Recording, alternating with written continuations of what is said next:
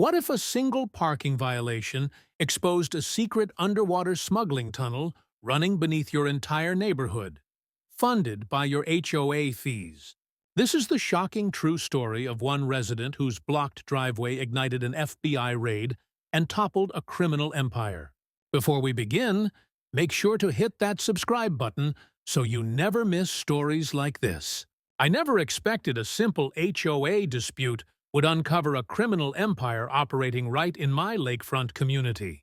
How could I have known that standing up to Victoria's petty semi-truck blockade would put me at the center of an FBI investigation and make me the target of dangerous people who'd stop at nothing to protect their secrets? I slammed on my brakes so hard my groceries flew off the passenger seat. There it was, a massive yellow semi-truck completely blocking my lakeside driveway. After a 14-hour drive back from visiting my sick mom, this was the last thing I needed. What in the world? I mumbled, grabbing my phone to take pictures. My beautiful view of Lake Willow was now hidden behind this ugly truck. Who would do this? I didn't have to wonder long. Victoria Peterson, clipboard in hand and bright red lipstick perfectly applied, marched toward me with that fake smile I'd grown to hate. "Oh good, you're back," she called out, waving her manicured hand. "We've been trying to reach you." "Victoria, why is there a semi-truck blocking my driveway?" I asked, trying to keep my voice steady despite my exhaustion. Her smile hardened. "Well, after careful review, the HOA board discovered your driveway violates Section 7.3 of our bylaws. It's 6 inches wider than permitted, and the wrong shade of concrete." She tapped her clipboard. "The board voted last night. We needed to block it off until you fix it." My jaw dropped. "With a semi? Are you serious? I've lived here for 5 years with this exact same driveway." Victoria's eyes narrowed. "Rules are rules. Perhaps you should have read the bylaws more carefully before making unauthorized modifications." I hadn't modified anything. This was how I bought the house. I took a deep breath, remembering my doctor's warning about my blood pressure. "Can I see the paperwork for this decision?" I asked. "I'll have it sent to you within 10 business days as required by our procedures," she replied smugly. "In the meantime, you can park on the street." "The street is half a mile from my house," I protested. Victoria shrugged. "Not my problem. Perhaps next time you'll think twice before rejecting reasonable HOA proposals." And there it was, the real reason. 3 months ago, Victoria and her husband George had proposed draining part of the lake to build a private tennis court. As one of the few lakefront property owners, I had spoken against it at the community meeting. They'd lost the vote badly, and Victoria had been giving me the cold shoulder ever since. "This is ridiculous," I said. "You can't just block people's driveways because of personal grudges." "Grudges?" Victoria gasped, putting her hand to her chest. "I'm simply enforcing the rules that keep our property values high. Unlike some people, I care about this community." As we argued, my neighbor Derek Wilson walked over from his yard. Derek was retired military, and the only person who intimidated Victoria. "Everything okay here?" he asked, arms crossed. Victoria's fake smile returned. "Just handling HOA business, Derek. Nothing to worry about." Derek looked at the truck, then at me. "Seems like a pretty extreme measure for whatever the issue is." "Tell me about it," I muttered. Victoria clutched her clipboard tighter. "The board's decision is final.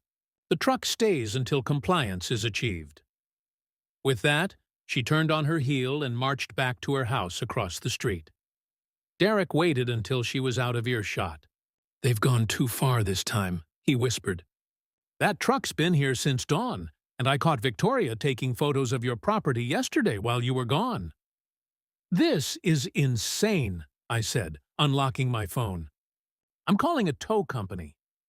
Derek shook his head. "Already tried. They won't touch it without permission from whoever parked it here. And guess who authorized the parking permit? Our lovely HOA president." I felt trapped with my car full of groceries and nowhere to unload them. I had no choice but to park on the street and carry everything to my house. By the way, Derek said, helping me with bags, have you checked your mail? Several neighbors got violation notices yesterday. Seems like Victoria's on some kind of power trip. Back at my house, I dropped the groceries and immediately checked my security cameras. After someone vandalized my boat last month, I'd installed a comprehensive system covering my property. The footage showed the truck arriving at 5:30 a.m. Victoria had directed the driver where to park, making sure it completely blocked my access. But that wasn't all. Around midnight the previous night, Victoria hadn't been alone. A man in a dark suit I'd never seen before had walked my property line with her, pointing at my dock and taking notes. Something wasn't right. This felt bigger than a petty HOA dispute. I pulled out my property maps and original house documents. The driveway specifications matched exactly what was approved when the house was built. There was no violation. As I studied the paperwork, an email notification popped up on my phone. A message from the HOA board with the subject line, "Multiple violations requiring immediate action." I opened it to find a list of 12 alleged violations on my property, each carrying a $100 daily fine until resolved. My doorbell rang. It was Derek again, looking concerned. "You might want to see this," he said, handing me a flyer. "They're all over the neighborhood." The flyer showed a poorly photoshopped picture of my house with the caption, "Property values at risk. Don't let one bad. Neighbor ruin Crystal Bay Shores." It announced an emergency HOA meeting tomorrow night to discuss problem properties threatening the community. "They're turning the neighborhood against me," I said, feeling a knot form in my stomach. Derek nodded grimly. "Victoria's husband, George, is going door to door saying your illegal renovations could lower property values by 15%. People are scared." I knew I needed to fight back. But how? As I watched the security footage again, I noticed something strange. The man in the suit had taken special interest in my Lakeside dock, even taking measurements. Why would Victoria bring an outsider to inspect my property in the middle of the night? My phone buzzed with a text from an unknown number. "Be careful. The HOA is not what it seems. Check the financial records." I stared at the message, wondering who sent it and what they meant. Looking out my window at the semi still blocking my driveway, I realized this was just the beginning of something much bigger than I could have imagined. Who was the mysterious man with Victoria? And what were they really after?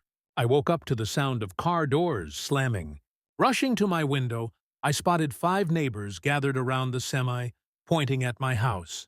Victoria stood in the middle, clipboard in hand, nodding dramatically as she spoke. I couldn't hear what she was saying, but her body language told me everything. She was putting on a show. I grabbed my coffee and checked my security camera's night footage. The mysterious suited man had returned at 3:02 a.m., this time with a flashlight, examining my dock from different angles. What was he looking for? The anonymous text from yesterday kept bothering me. Check the financial records. I logged into the Crystal Bay Shores website, where HOA documents were supposedly available to all residents. Strange, the financial section showed access denied. When I called the management company, they claimed it was a technical issue that would be fixed soon. My phone rang. It was my boss.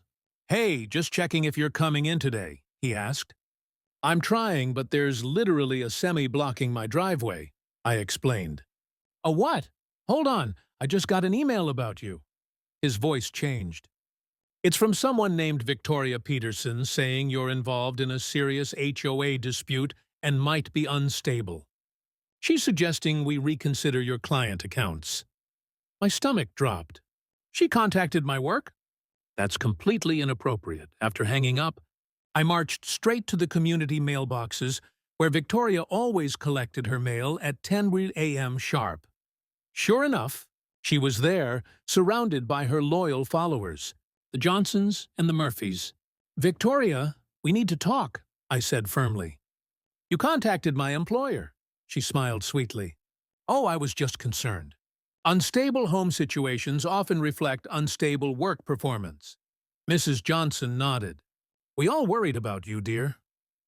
This has gone too far, I said. Remove that truck from my driveway immediately. Victoria's smile disappeared. Back down now, or we'll make sure you can't access the lake at all, she hissed. The board has emergency powers. Are you threatening me? I asked loudly. Just stating facts, she replied, then turned to her friends. See what we're dealing with? As I walked away, Mr. Murphy called after me. Just fix your violations. It's not that hard to follow rules like the rest of us. By afternoon, I noticed someone had placed community watch signs directly facing my property. Neighbors I'd barely spoken to were suddenly finding reasons to walk past my house, phones in hand, taking pictures. I called 3 different lawyers, but none could see me until next week. I felt trapped and isolated, exactly as Victoria wanted. Then I remembered Derek mentioned his daughter worked for the county records office. I called him immediately. Derek, can your daughter access Crystal Bay HOA financial records? I think something fishy is happening. He agreed to help. While waiting, I dug through my moving boxes for my original closing documents. After an hour of searching, I found the home buyer's package with the original approved plans for my property, including the driveway specifications that matched exactly what I had now. My doorbell rang. It was Mrs. Johnson's 8-year-old son, Tommy, holding a handmade card.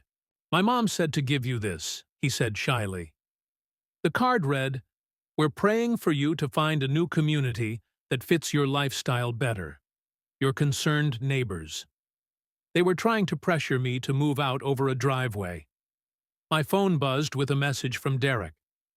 Come over now. You need to see this. I slipped out my back door to avoid the neighbors watching my front. Derek's house was 4 doors down, and I had to duck behind hedges to get there unseen. Derek's dining room table was covered with papers. His daughter Alicia was pointing at spreadsheets. Look at these HOA financial statements from the last 3 years, she said. See anything strange?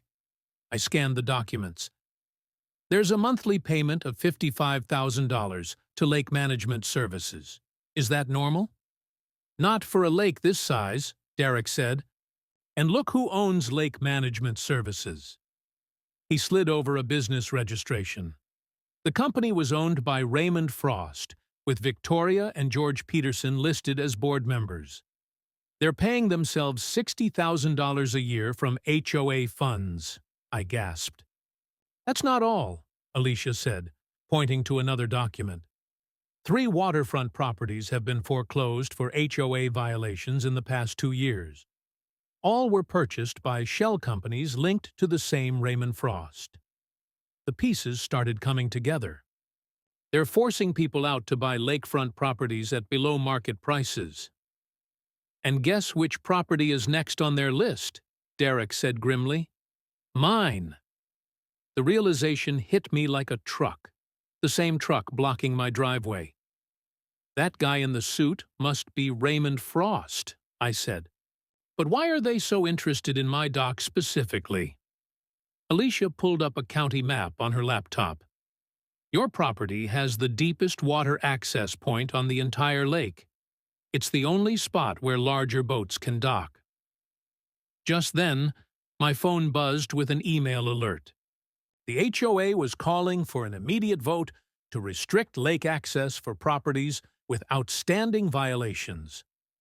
They're moving fast, Derek warned. Tomorrow's meeting is a setup. As I headed back to my house, I noticed a black car parked down the street. Through my security app, I watched a woman approach my front door. She wasn't from the neighborhood, dressed in a crisp suit with her hair pulled back. She rang my doorbell, looked directly at my camera, and held up a badge. My name is Agent Sophia Martinez with the FBI, she said clearly. We need to talk about your neighbors and this lake. It's urgent. My heart raced. The FBI? What had I stumbled into? FBI? What's this about? I stammered, stepping aside to let Agent Martinez in. My hands shook as I offered her coffee, spilling some on the counter. Her face remained serious as she declined. I've been watching your neighborhood for 6 weeks now, she said, placing a folder on my kitchen table. Your troubles with the HOA caught our attention, but not for the reasons you might think. Agent Martinez flipped open the folder, revealing photos of Victoria and George Peterson meeting with strangers at odd hours around the lake. I recognized the man in the dark suit from my security footage. What am I looking at exactly? I asked, leaning closer. Money laundering, she replied flatly. We believe the Petersons have been using the HOA funds to clean dirty money. All those random fees, sudden assessments, and contract changes weren't just annoying. They were criminal. My jaw dropped. Wait, so the truck blocking my driveway isn't about silly rules? Martinez shook her head. Your property sits at a key access point to the lake. You bought this house 3 years after they started their operation. They've been trying to control who lives here ever since. She showed me bank statements with huge payments to companies that didn't exist. Lawn services charging $50,000. Pool maintenance for $75,000 when our community pool had been closed for repairs. We've traced connections to Raymond Frost, she continued, pointing to the suited man. He's linked to 3 different crime families across state lines. My stomach nodded. So I'm what? In the way? Precisely. Your driveway blocks the route they've been using for night deliveries. Your cameras might have caught something they don't want seen. I remembered the odd lights on the lake last month, boats moving without running lights at 2:09 a.m. I thought they were just night fishermen. We need your help, Martinez said quietly. Your cameras might have captured evidence we need, but we're still building our case. Can we count on you? The weight of her words hit me. This wasn't just about a petty HOA fight anymore. It was dangerous. I'll help however I can, I promised. Martinez looked relieved. Don't let them know you're onto them. Act normal. Keep complaining about the truck, but don't back down. We'll have agents nearby. As she headed toward the door, I spotted Victoria's silver Mercedes cruising slowly past my house. Martinez ducked away from the window instantly. She's watching your house, Martinez whispered. This might be trickier than I thought. I walked Agent Martinez out through the back door. As she left, she pressed a small device into my hand. Panic button, direct line to me. Use it if anything feels wrong. I spent the afternoon reviewing my security footage, finding several clips of boats docking at my neighbor's pier at strange hours, men carrying heavy crates, George Peterson supervising. I downloaded everything to a flash drive and hid it inside a fake outlet cover I installed behind my refrigerator. Darkness fell as I made dinner, jumping at every sound. Around 9:00, my phone buzzed with a text from an unknown number. Board meeting tomorrow. Your property violations will be discussed. Final warning. I took a photo of the message and sent it to the contact Martinez had given me. Minutes later, she replied, Perfect evidence of harassment. Keep collecting. While brushing my teeth, I noticed a car parked across the street. Someone sitting in the driver's seat watching my house. One of Victoria's spies or FBI protection. Either way, sleep wouldn't come easy. I double-checked all my locks and set up a chair under my bedroom doorknob. Just as I was finally drifting off around midnight, a sharp crash jolted me awake. The sound of breaking glass downstairs sent ice through my veins. Someone had gotten inside my house. My heart nearly jumped out of my chest as glass shattered downstairs. I grabbed the panic button Agent Martinez gave me and pressed it immediately, then grabbed my phone to call 911. With shaking fingers, I tapped out a text to Derek. Help. Someone's in my house. Heavy footsteps moved through my living room. I crept to my bedroom door, opening it just a crack. A beam of flashlight swept across my walls. Check his office first, whispered a voice I recognized instantly. George Peterson. Victoria said he printed out the financial records. I heard drawers opening and papers shuffling. They were looking for evidence. "What about the cameras?" Victoria's voice came from my kitchen. "Raymond says if anyone sees the dock deliveries, we're finished." I started recording on my phone, capturing their conversation. My legs felt like jelly as I backed away from the door. "Check upstairs," George ordered. "I'll look for his computer." Footsteps headed toward the stairs. I had seconds to hide. The bathroom seemed too obvious, so I slipped into my walk-in closet, pulling clothes in front of me. Through a crack between hangers, I watched Victoria enter my bedroom, flashlight beam dancing across my rumpled sheets. "He must have heard us," she hissed. "The bed's still warm." My phone vibrated, a text from Derek. "Police coming? 3 minutes." Victoria yanked open my nightstand drawer. "Nothing here," she called down. "Keep looking," George shouted back. "Raymond wants those files gone tonight." Victoria headed toward my closet. I pushed deeper between hanging clothes, praying she wouldn't look too carefully. The closet door creaked open, and her flashlight beam cut through the darkness. I held my breath, feeling sweat trickle down my back. "Victoria," George called urgently from downstairs. "I found something." She hesitated, then turned away. I exhaled silently as she hurried back downstairs. "It's a flash drive," George was saying as I crept to the top of the stairs, "but it's password protected." "Take it anyway," Victoria snapped, "and grab his laptop too." Through the banister, I watched them ransacking my office. George stuffed my laptop into a bag while Victoria pulled out desk drawers, dumping contents onto the floor. "Look what else I found," George said, holding up papers. "He's been tracking our bank transfers." Victoria snatched them. "That meddling idiot. I told you we should have gotten rid of him months ago." "Raymond didn't want to draw attention," George reminded her. "Well, now we have attention," Victoria snapped. "FBI agents in unmarked cars watching the neighborhood." My blood ran cold. They knew about the FBI. "Someone's coming," George suddenly whispered, peering out my front window. Headlights swept across my lawn as a car pulled up. Victoria grabbed the bag with my laptop. "Get everything." "We need to go out the back," she ordered. I heard distant sirens. The police were coming, but not fast enough. Victoria and George were about to escape with all my evidence. Without thinking, I flushed the toilet in the upstairs bathroom, then slammed the door loudly. "He's up there," Victoria yelled. Footsteps pounded up the stairs. I dashed into the bathroom, locking the door just as Victoria reached the top landing. "Open this door right now," she demanded, rattling the handle. "Police are on their way," I called back, trying to keep my voice steady. "Break it down," Victoria ordered George. The bathroom door shuddered as George slammed against it. I braced myself against the sink, watching the door frame crack. One more hit, and they'd be through. Blue and red lights flashed through the bathroom window. The police had arrived, but too late. The door splintered as George broke through. Victoria pushed past him, her face twisted with rage. "Give me that phone," she demanded, lunging for me.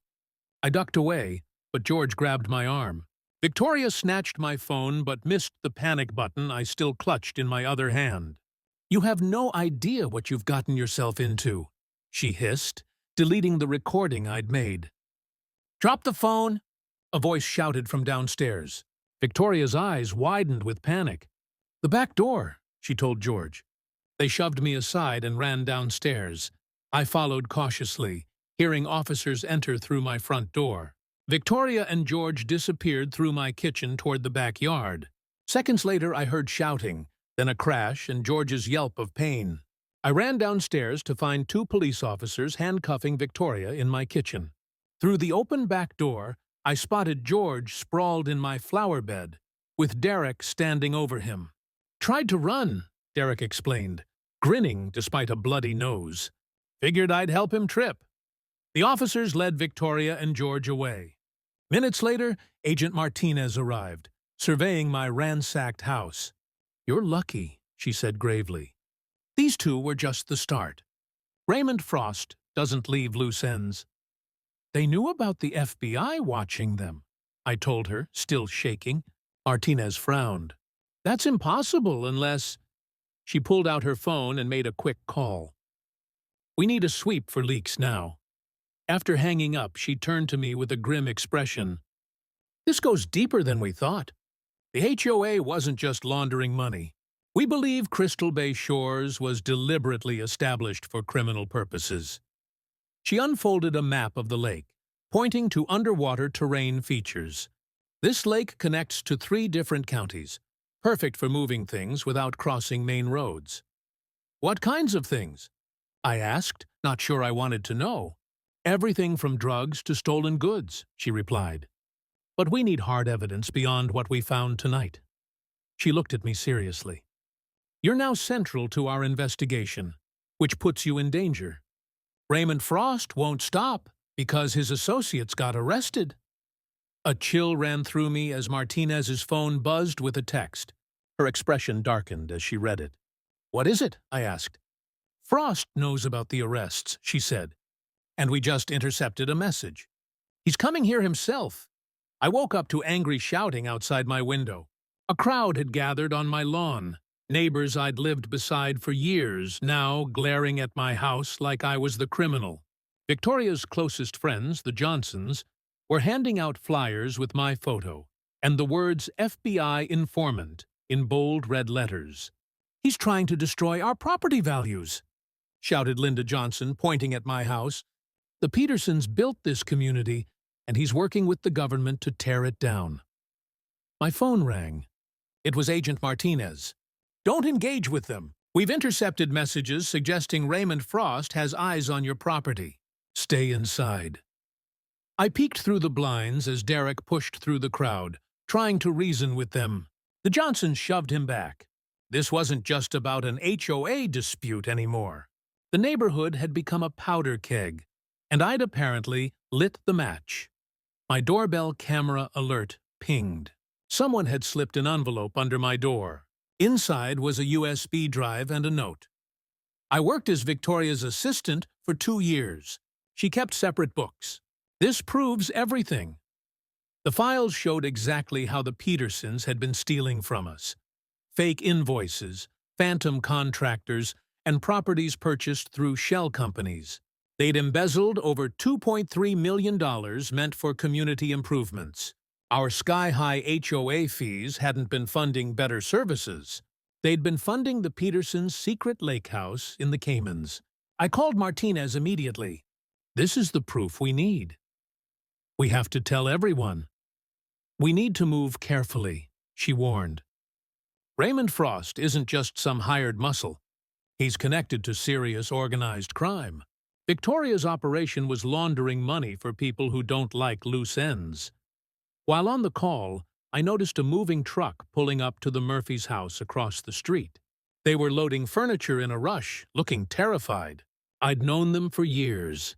Quiet people who never caused trouble. I hung up and ran over. "Tom, what's happening?"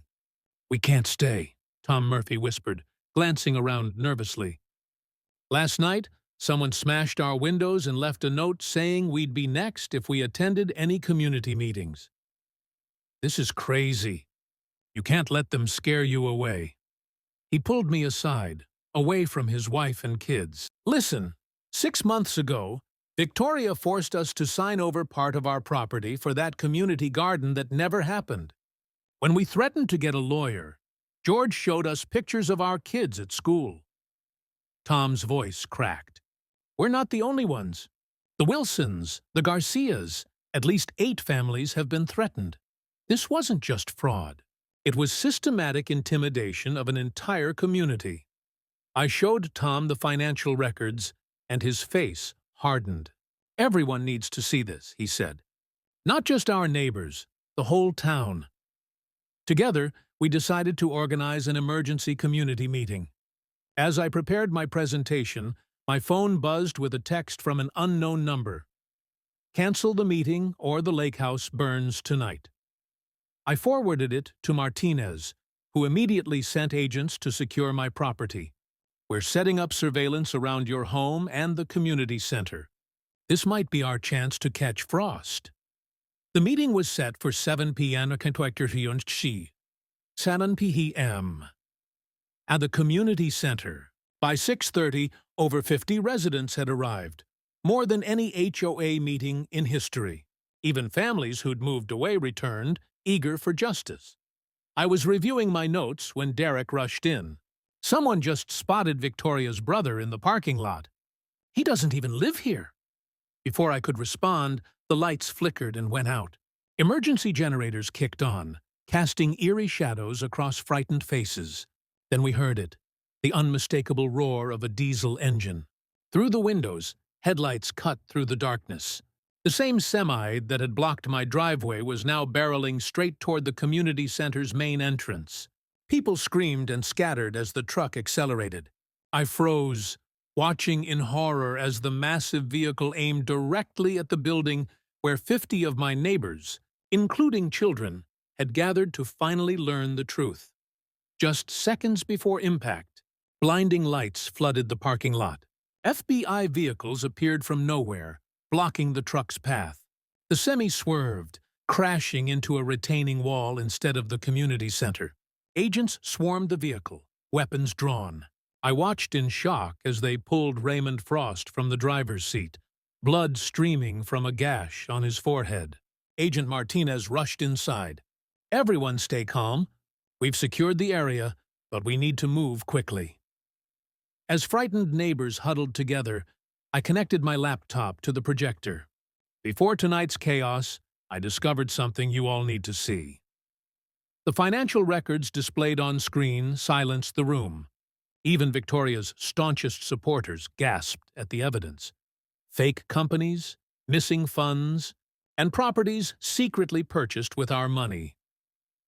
The Petersons have stolen $2.3 million from this community over 5 years, I explained, pointing to highlighted transactions. Every time they raised our HOA fees, claiming it was for better services or lake maintenance, the money went straight to offshore accounts. Tom Murphy stepped forward. "They didn't just steal our money. They threatened our families." His voice shook as he described the intimidation tactics used against those who questioned the HOA's decisions. Linda Johnson stood up, her face pale. "I didn't know. Victoria told us you were trying to destroy the neighborhood to build commercial properties on the lakefront." "That's what they wanted everyone to believe," Martinez explained. "But the real reason they targeted your neighbor was much darker." She showed satellite images of our lakefront on the big screen.